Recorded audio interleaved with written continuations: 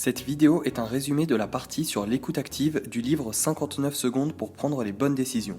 Si le livre vous intéresse et si vous avez envie de l'acheter, comme d'hab, je vous mets le lien en description.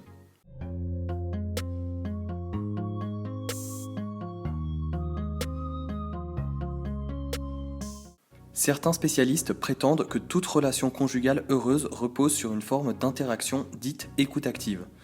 Ce genre de communication implique que les partenaires reformulent les mots et les émotions de leur partenaire avec empathie.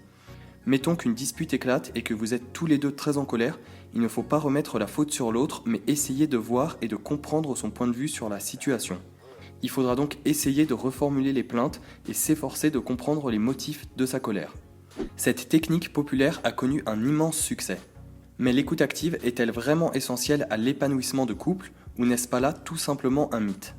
Dans les années 90, un chercheur a voulu le vérifier et a mené une enquête approfondie. Il a convoqué plus de 100 jeunes mariés, leur a fait prendre place devant une caméra et leur a demandé d'échanger pendant un quart d'heure sur un sujet de dispute.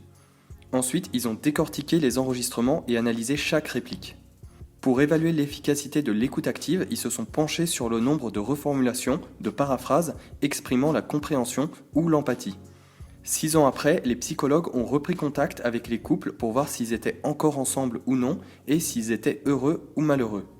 En comparant les échanges de 15 minutes, en particulier la fréquence de signes d'écoute active chez les couples qui étaient restés ensemble et étaient heureux, et chez ceux qui avaient divorcé ou étaient malheureux dans leur couple, l'équipe a pu donner une évaluation objective sur l'efficacité de l'écoute active.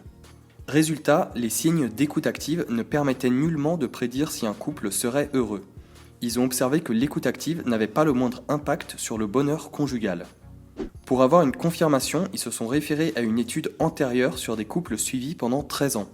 Même conclusion, les résultats ont montré que même les couples les plus durables et les plus heureux n'avaient pas particulièrement recours à l'écoute active. Les chercheurs sont arrivés à la conclusion que l'exercice de l'écoute active demande une gymnastique intellectuelle dont peu de gens sont capables en fin de compte. Et c'est un exercice assez inhabituel, personne n'a l'habitude de sortir des phrases du style « Je vois et je comprends que ton besoin de reconnaissance n'a pas été pris en compte, est-ce que tu penses que je devrais peut-être faire plus d'efforts de ce côté-là ?» Bon, absolument personne parle de cette manière dans la vie de tous les jours. Et plusieurs autres études ont été incapables de prouver que l'écoute active était la recette miracle pour une relation heureuse.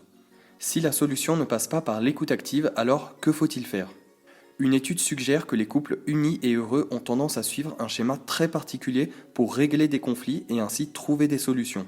En général, un des deux partenaires soulève un problème, l'analyse et propose des solutions possibles à l'autre. Les partenaires qui sont capables d'accepter certaines de ces propositions et font ainsi preuve d'ouverture d'esprit ont nettement plus de chances de voir leur relation durer. Au contraire, les couples où l'un des deux partenaires n'est pas prêt à envisager ou à accepter différentes solutions risquent d'aller droit dans le mur. Et voilà, c'est déjà la fin de cette vidéo. J'espère que cette vidéo t'a permis d'apprendre beaucoup de choses.